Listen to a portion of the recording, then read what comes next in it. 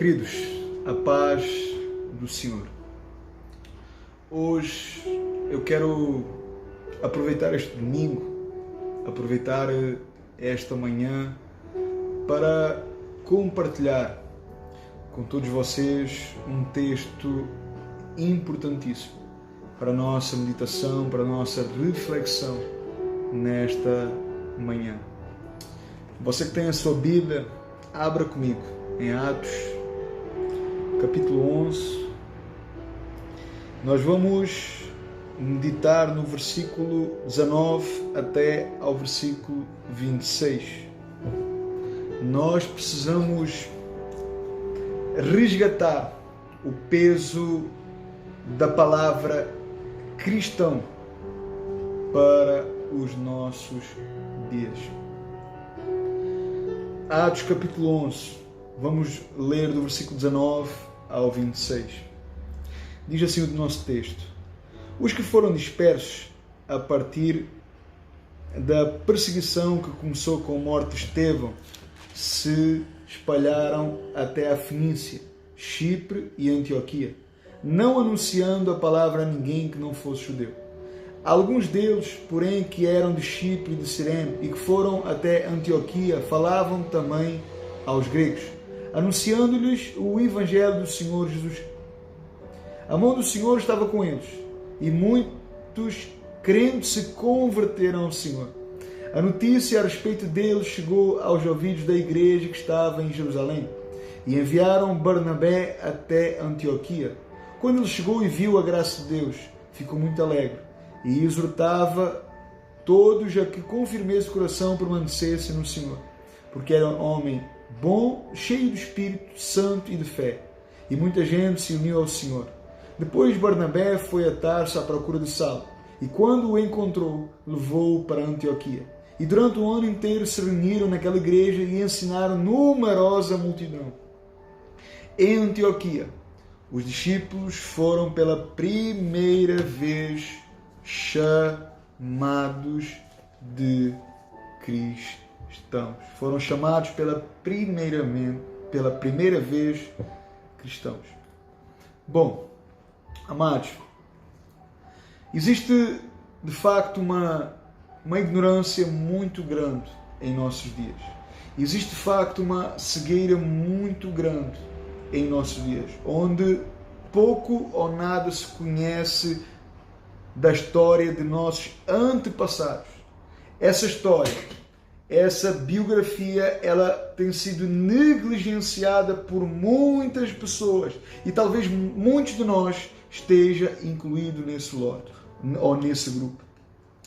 Quando nós olhamos para o Antigo Testamento, nós vamos ver a preocupação dos patriarcas em lembrar e ensinar as gerações que viriam a seguir a importância de conhecer a sua história desde o início, de conhecer então quem Deus é e o que Deus vinha fazendo por meio da história. Então, era importante que o testemunho fosse passado de geração em geração. Era extremamente importante que os laços continuassem então vivos entre o povo e Deus, entre os homens e Deus.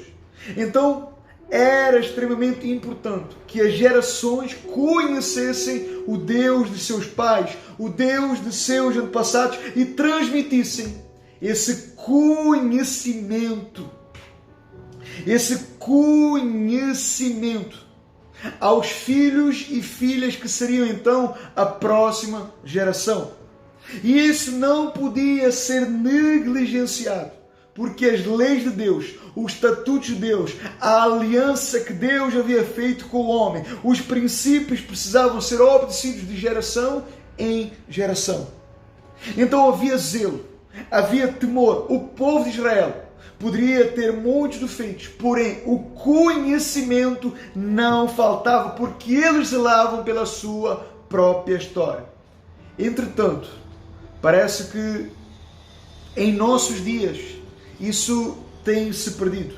Parece que em nossos dias isso tem caído no esquecimento. Parece não ser mais relevante em nossos dias. Parece então não ter mais importância. E isso cria uma igreja fática, uma igreja desconectada com a sua verdadeira história. Os crentes hoje negam e negligenciam a sua própria história. A história que dizem carregar, a história que dizem professar, a história que dizem crer. Eles negam então a importância dessa história e o desdobramento dessa história.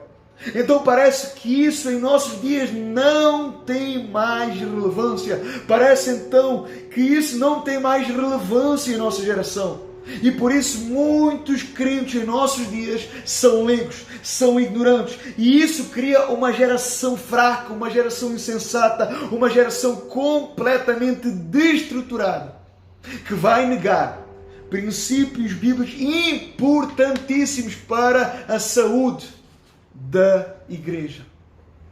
E por isso nós vemos pessoas que se dizem crentes, vivendo e agindo de qualquer forma, se comportando e agindo como ímpios, como descrentes. Então hoje, de facto, existe uma crise de identidade. E muito da culpa disso é de facto a ignorância quanto à verdadeira história do cristianismo, que carrega uma história, uma identidade de 2021 anos. Por isso, queridos, é extremamente importantíssimo, irmãos, voltarmos ao princípio da história do cristianismo e passearmos então por essa história com os olhos, com a mente, com o coração e os ouvidos bem abertos, para que haja uma conscientização do peso e da responsabilidade do que é fazer parte dessa história e dar continuidade a essa história gloriosa que carrega uma mensagem extraordinária, uma mensagem gloriosa. Na quinta-feira, em nosso culto, em nossa reunião, nós, como igreja, falamos e mostramos o quanto Jesus, ele foi odiado, o quanto os seus discípulos teriam então que beber desse mesmo cálice, que eles seriam perseguidos, desprezados, odiados. A fé e o credo deles iria ter então sérias implicações, iriam então ter implicações pesadas. Nós tínhamos visto na quinta-feira que a rejeição ela seria uma verdade e a morte seria também uma verdade de muitos discípulos. Nós vimos na quinta-feira na igreja que o cristianismo jamais andou de mãos dadas com o mundo e as Escrituras nos dão amparo e segurança para isso. E nesta manhã, precisamente também na igreja, o que eu quero então também trazer para nós, fazer este vídeo então, para que nós possamos olhar, para que nós possamos ver um pouco dessa história após a ascensão de Jesus aos céus. Então nós vamos ver o seu desdobramento, as suas implicações. Nós vamos ver então, por um lado, as perseguições vindo. Por outro lado, nós vamos ver o avanço do reino de Deus, de Jerusalém para outras províncias, ao ponto dos discípulos de Jesus receberem uma alcunha estranha naquele tempo, que caracterizava quem de fato eles eram, que caracterizava a pessoa, a obra e o caráter de Jesus na vida dos seus discípulos naquele tempo. Com isto, olhando para a história, enxergando esta história, nós seremos de alguma forma confrontados. Nós de alguma forma sentiremos alguma vergonha. E de facto, o meu desejo verdadeiro é que isto venha a ter peso, isto venha a trazer um despertamento sobre as nossas vidas, que esta palavra possa queimar no seu coração e no meu coração, que esta palavra tenha impacto imediato em nossa vida, em nossa conduta e em nosso comportamento. Oxalá que o Espírito Santo faça frutificar a sua palavra na sua vida e na minha vida, em nome de Jesus, porque sabemos que essa obra, ela não está no homem que fala, ela não está no mensageiro, ela não está no pregador, ela não está no arauto, ela está em Deus. Ela é uma obra exclusiva, ela é uma obra inteiramente do próprio Deus, de fazer frutificar a sua palavra. Ele é aquele que abre os corações e ele é aquele que endurece os corações.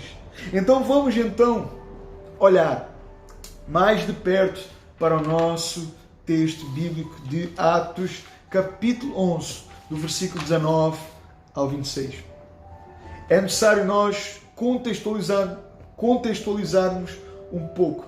É necessário nós olharmos para o início desta história.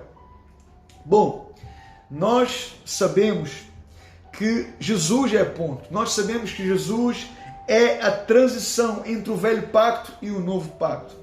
Nós também sabemos qual era o seu propósito. E sabemos também que Jesus, ele cumpriu o seu propósito com excelência. Ele triunfou, ele venceu. Nós sabemos então que Jesus, ele subiu aos céus de forma triunfal, deixando então os seus discípulos que continuariam essa história. Nós sabemos então que Jesus, ele fez várias promessas. Ele promete então que voltaria para buscar os seus. Ele promete que não deixaria os seus órfãos. Ele promete então enviar o Consolador para os seus, o qual então lembraria e testificaria de Jesus aos seus discípulos. E que quando o Espírito Santo viesse, ele daria então todas as condições necessárias para que os seus discípulos pudessem então dar continuidade a essa história, fazendo com que essa mensagem, com que esse nome alcançasse todas as nações. Bom, nós sabemos então que quando se dá então esse batismo do Espírito Santo, é então a partir desse momento que a igreja começa a ganhar forma, que a igreja começa a ganhar estatura, que a igreja começa a ganhar peso, relevância e impacto na sociedade, mais propriamente em um primeiro momento em Jerusalém. Então esse é o momento onde os apóstolos tiveram um papel preponderante na pregação e no ensino. Jerusalém foi completamente impactada. O Evangelho estava sendo pregado pelos apóstolos de forma genuína e o Espírito Santo estava persuadindo e convencendo pecadores. Diz a Bíblia que multidões agora estavam se convertendo, e por causa então do crescimento extraordinário dessa igreja, dessa comunidade primitiva, agora torna-se necessário levantar auxiliadores, obreiros, para ajudar a servir aquela nova comunidade, para auxiliar os apóstolos. A Bíblia nos diz que 7 homens são levantados como diáconos para ajudar no serviço, para ajudar na comunidade, para ajudar na servidão. É importante destacar que já havia perseguição contra a igreja nestes tempos. Eles estavam sendo proibidos de falar de Jesus. Pedro e João já haviam sido avisados pelo Sinédrio, mas eles continuavam firmes e convictos que tinham que dar continuidade a essa missão, a essa história. Então, havia um senso de urgência, havia corações queimando, havia responsabilidade, havia compromisso, havia fidelidade, havia amor pela obra de Deus, havia amor pelos perdidos, havia amor pela missão, havia disponibilidade, havia desejo, havia fervor. Os apóstolos, eles foram presos, eles foram julgados, eles foram açoitados e se alegravam por isso, por serem participantes de Jesus, até mesmo no sofrimento e na rejeição. Por mais que houvesse tentativas de parar essa obra missionária, por mais que houvesse lutas e dificuldades, mais forte era o desejo que queimava em seus corações e os impulsionava a continuarem firmes no propósito, na missão para a qual os foi confiado. Mas, de facto, o clique Isto é, o maior avanço, o maior impulsionamento se dá a partir do momento que o diácono Estevão é morto ao ser apedrejado. Atos capítulo 1, versículo 8, Jesus havia afirmado aos seus discípulos que quando o Espírito Santo viesse, eles receberiam poder e autoridade e seriam suas testemunhas, tanto em Jerusalém como em toda a Judeia e Samaria, até aos confins da terra. E até aquele momento, o seu testemunho, a sua mensagem estava apenas em Jerusalém. Era necessário alargar as estacas, era necessário que o Evangelho agora atravessasse outras fronteiras. E é precisamente na morte de Estevão que a perseguição aumenta ao ponto dos discípulos de Jesus abandonarem Jerusalém, serem dispersos e irem para outras cidades e províncias. A Bíblia nos diz que só os apóstolos permaneceram agora em Jerusalém. Nessa dispersão, o cristianismo, a mensagem de Cristo, o Evangelho, começa então agora a chegar às regiões da Judeia e de Samaria. O Evangelho agora chega a Samaria por meio do diácono Filipe. Deus então promove um avivamento naquela cidade. O Evangelho então agora chega a Samaria e Deus promove então um avivamento, um despertamento naquela cidade. Uma multidão agora se converte e os apóstolos, já ouvindo isso, eles agora vão para Samaria para batizar aquele povo, aquela multidão que creu no Evangelho. Só que é precisamente nesse momento que Saulo agora era o maior perseguidor da igreja de Cristo. A Bíblia nos fala que Saulo ele respirava ameaças. Ele era então de facto o grande opositor da igreja naqueles dias.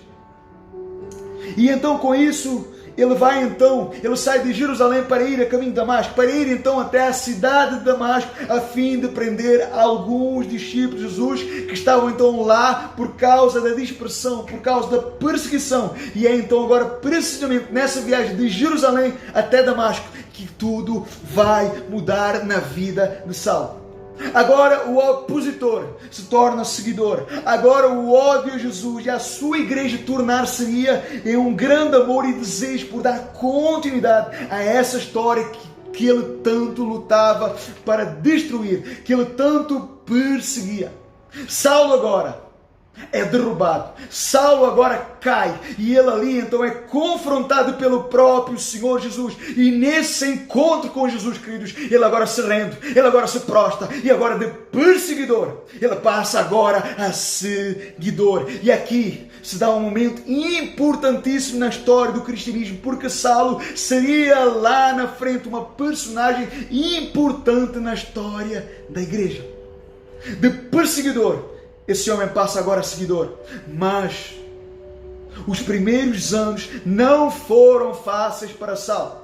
Porque Saulo, após a sua conversão, ele agora é rejeitado na cidade de Damasco. Agora então ele vai para a Arábia. E agora então ele volta depois novamente uma segunda vez para Damasco. E nessa segunda vez em Damasco, ele vai ser perseguido ao ponto de sair fugitivo da cidade para ir em direção a Jerusalém. E agora então ele tenciona ir para Jerusalém e permanecer na igreja de Jerusalém com os apóstolos. E ali então, quando ele pensava que iria permanecer ali, ele agora fica somente 15 dias e acaba sendo rejeitado e perseguido pelos judeus em Jerusalém. E dali então ele é enviado para a sua cidade natal, para Tarso, onde ele ficaria aproximadamente 10 anos. Basicamente, após a sua conversão, este homem, ele ficou isolado cerca de 13 a 14 anos, longe de tudo e de todos, longe dos holofotes. As Escrituras não enfatizam o que aconteceu durante esse tempo, mas nós sabemos que foi um tratamento de Deus na sua vida, foi uma preparação para o seu ministério que seria importantíssimo na história da igreja lá na frente. Nós sabemos então que este homem se tornaria o maior missionário, o maior pastor, o maior evangelista, o maior teólogo, o maior apologeta, o maior plantador de igrejas, o maior doutrinador e escritor da igreja do Novo Testamento. Mas nem sempre foi assim. Houve um processo duro, houve um processo de lapidação, de quebrantamento, de transformação. Deus durante esse tempo, onde ele estava então silenciosamente, onde ele estava então longe, ausente de tudo e de todos, Deus então durante esse tempo preparou esse homem para a sua obra, para os seus planos, para os seus propósitos. Então, durante esse tempo que Saulo estava no oculto, que Saulo estava então ausente, longe dos holofotes, nesse tempo a igreja, diz a Bíblia que a igreja crescia. Jerusalém, toda a Judeia, a Galileia, Samaria, havia de facto um crescimento extraordinário. Só que em Atos 10, pensava-se e acreditava-se que a salvação era somente para os judeus. Acreditava-se então que os gentios, os pagãos, eles não tinham parte no Evangelho e que para eles era impossível, era impensável e impossível serem então alcançados e salvos por meio de Jesus. Só que a partir de Atos, capítulo 10, agora existe aqui uma reviravolta nesse conceito, porque Deus agora mostraria ao apóstolo Pedro que isso não era uma verdade, pois o próprio Deus, ele proporcionou e mostrou então a Pedro que ele é tanto Senhor dos judeus como dos gentios. Pedro agora é colocado diante de uma família romana e é conduzido, é direcionado a pregar o Evangelho. E ali diz a Bíblia que aquela casa inteira é persuadida e convencida pelo Espírito Santo ao ponto deles receberem o mesmo batismo que os discípulos haviam recebido em Atos capítulo 2. Isso era loucura para os judeus. E por causa disso, quando este acontecimento, este relato, chega então aos ouvidos da igreja em Jerusalém, Pedro agora seria questionado. E ali então, quando ele vai para Jerusalém, ao ser confrontado, agora ao ser então questionado, Pedro então agora vai apresentar a sua defesa, mostrando, explicando-lhes que tudo havia acontecido, mostrando que tudo se proporcionou, não de acordo com a sua vontade, mas de acordo com a vontade de Deus, e que aprova Deus a alcançar aquela família romana. E ali Deus estava completamente quebrando esses conceitos de divisão e exclusão para com os gentios e mostrando que o mesmo Deus que salva os judeus é o mesmo Deus que concede arrependimento e salvação para os gentios. E é então aqui precisamente que nós entramos dentro do nosso texto. Pois com a morte de Estevão, nós vimos que a igreja, que os discípulos dispersaram em direção ao norte de Israel, que é então o Líbano e a Síria nos dias de hoje. Vejam, enquanto os discípulos judeus mais tradicionais, oriundos de Jerusalém, limitaram-se a pregar apenas aos judeus das cidades e vilas por onde passavam, até porque eles ainda não tinham conhecimento daquilo que Deus havia feito na casa de Cornélio e em sua família, mostrando que tanto judeus como gentios podem ser salvos por meio de Cristo, por meio da fé em Jesus Cristo. Só que o texto também nos diz que alguns discípulos eram naturais da ilha de Chipre ou da cidade de Cirene, e estes eram de tradição helênica, e estes então, diferentemente dos judeus tradicionais, estes pregaram a todos, sem exceção daquela região, mas em especial aos habitantes de Antioquia. A língua usada foi o grego, e o espaço da pregação, do ensino, da evangelização não foi nas sinagogas, mas foi sim nas ruas e nos relacionamentos humanos. E a Bíblia nos diz que através desta evangelização, através desta proclamação, através então desta mensagem que chegou então a Antioquia, aquela cidade, aquele povo, a Bíblia nos diz então que muitos agora se converteram a essa mensagem. E esta notícia então agora, segundo a Bíblia, chega ao conhecimento da igreja em Jerusalém. E então ali, de forma unânime, eles decidem enviar alguém a essa comunidade, alguém a essa cidade. E então eles decidem enviar Barnabé para observar, para ver aquilo que realmente estava acontecendo. E quando Barnabé chega a Antioquia, aquele homem vê, aquele homem contempla aquilo que Deus estava promovendo ali entre os habitantes daquela cidade. E o texto nos diz então que ele passa agora a exortar aqueles novos convertidos a permanecerem no Senhor. Diz o texto que Barnabé era um homem bom, era um homem cheio do Espírito Santo, era um homem de grande fé, e a sua presença ali e o seu testemunho trouxe ainda mais unidade sobre aquela nova comunidade em Antioquia. Lembram-se de Saulo, aquele que estava no oculto em sua cidade natal, em Tarso. Aquele que havia passado então 13 anos em secreto, longe dos holofotes. É aqui então que Saulo começaria o seu derradeiro ministério, porque Barnabé, diz o texto que Barnabé então agora vai até Tarso o procurar, e ao encontrar Saulo, ele agora o convida para ir com ele para Antioquia para o ajudar, para ajudar Barnabé naquela cidade. E agora então aqueles dois seguem em direção a Antioquia. E ao chegarem então a Antioquia, diz a Bíblia que eles permanecem um ano investindo no discipulado daqueles novos convertidos. E ali então eles passaram a trazer o verdadeiro fundamento e o verdadeiro alicerce para que aquela comunidade pudesse estar sólida e frutificasse. Então ali houve ensinamento bíblico, ali havia uma conscientização clara a respeito daquilo que era o cristianismo, do peso do cristianismo e da importância e da relevância que o cristianismo tinha que ter nas suas vidas, na vida dos seus discípulos, na vida da comunidade, na vida da igreja. Vejam, então havia conhecimento histórico, havia conhecimento bíblico. E eles sabiam que deviam dar continuidade a esse conhecimento e viver essa fé intensamente, diligentemente, frutificando e glorificando a Deus. O texto finaliza dizendo: em Antioquia, os discípulos foram pela primeira vez chamados de cristãos.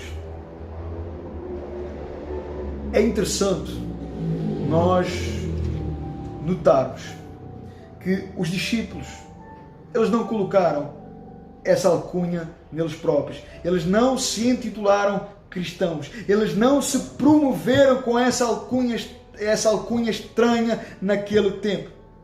É importante realçar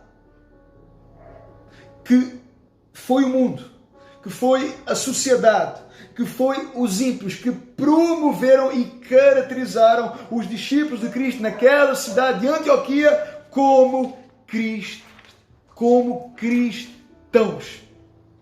Então nós precisamos entender que essa palavra que hoje é promovida por qualquer tipo de pessoa, por qualquer tipo de cidadão, como um rótulo, como uma posição, como um estatuto, naquele tempo, essa palavra era usada como um termo de escárnio, como um termo de desprezo. Era uma alcunha desonrosa. Porém, mesmo sendo uma palavra que tensionava ferir, que tensionava humilhar, que tensionava ridicularizar os discípulos de Jesus, por outro lado, descrevia um grupo de pessoas que seguia o partido de Jesus, que seguia os ensinamentos e a doutrina de Jesus. Então vejam que essa palavra, mesmo sendo uma palavra que desejava ferir e ridicularizar os discípulos, por outro lado, ela revelava a verdadeira identidade dos seus discípulos. Então foi-lhes dado esse nome de cristãos, porque Jesus era o seu Senhor, porque Jesus era o seu Mestre. Esse nome lhes foi dado porque eles seguiam fielmente os princípios que Jesus deixou, porque eles adotaram a doutrina de Jesus, eles seguiam o seu padrão e o modelo de Jesus. Vejam que a vida deles refletia Jesus, a boca deles refletia os ensinamentos de Jesus, eles eram a manifestação de Jesus e do Evangelho no mundo. Eles estavam seguindo a ordem, os mandamentos de Jesus de dar continuidade a essa história e de fazer o nome de Jesus conhecido, temido, invocado, confessado e reconhecido como Senhor absoluto e como Salvador. Então vejam, olha o peso que essa palavra tinha E note a responsabilidade que essa palavra tinha na vida dos discípulos. Veja então a importância dessa palavra, o peso e a relevância que ela tinha naquele tempo, que caracterizava os verdadeiros discípulos de Cristo. Se aqueles discípulos não fossem semelhantes a Jesus, se eles não fossem parecidos a Cristo, eles nunca teriam sido chamados de cristãos. Havia de facto na vida deles o caráter e a mente de Cristo, pois só assim eles poderiam ser reconhecidos como verdadeiros discípulos de Jesus. Não era um cristianismo de boca, não era um cristianismo de lábios, não era apenas uma alcunha, não era apenas uma posição, não era apenas uma simples palavra, mas era uma vida que evidenciava Cristo na boca, no coração, na mente e nas obras. Havia um comportamento bíblico, havia seriedade, havia firmeza, havia verdade, havia desejo em perseguir a santidade e justiça de Deus, havia um senso de missão, havia uma responsabilidade que não era negligenciada, mas era exercida com integridade, com lealdade, com fervor, com dinâmica, com fidelidade. Então vejam, queridos, a importância de nós conhecermos a história do cristianismo. Veja que quando não há conhecimento, o povo padece. Quando não há conhecimento, o povo padece. O povo então anda e vive de qualquer jeito. Não é muito conhecimento, não é o conhecimento que faz o homem padecer, é a falta, é a ausência do conhecimento. Oséias fala: o meu povo padece por falta de conhecimento. Então olhem, vejam o papel, a postura, a identidade dos primeiros cristãos, de serem chamados de cristãos, e faça então um paralelo com as nossas gerações. Veja o nível de cristianismo naquele tempo e compare com o nível do cristianismo nesta geração. Veja então a relevância que esta palavra tinha naquele tempo e veja a irrelevância que esta palavra tem hoje, em nossos dias, em nosso contexto, em nossa geração. Hoje, todo mundo se declara alguma coisa. Hoje, todos se declaram cristãos. Uns declaram ser cristãos porque sim. Outros se declaram cristãos não praticantes, mas não deixam de se considerar cristãos por causa das tradições, por causa dos seus pais, por causa dos seus avós. E note bem, que há muitos séculos atrás, no início, os discípulos viviam e eram tão parecidos com Jesus que o mundo e a sociedade os chamava de cristãos. Olhe a loucura. Eles não se promoveram, mas foram promovidos. Hoje é ao contrário. Eu me promovo como tal. Eu me declaro cristão. Eu me denomino cristão. Onde nós podemos enxergar e ver que a essência dessa palavra tem sido banalizada, tem sido ridicularizada. A essência dessa palavra em nossos dias, ela se perdeu completamente. Sendo que a essência dessa palavra está ligada ao caráter, à postura, à ética e à vida dessa própria pessoa. Então vejam, a evidência dessa palavra, a confirmação que essa palavra descreve quem eu sou e que realmente me define como cristão é evidenciada quando a minha vida está totalmente ligada a Cristo e às Escrituras. E isso prova que essa palavra descreve realmente a minha verdadeira identidade como discípulo e como cristão. Então, de facto, existe uma séria crise de identidade. E nós precisamos, de uma vez por todas, entender quem somos.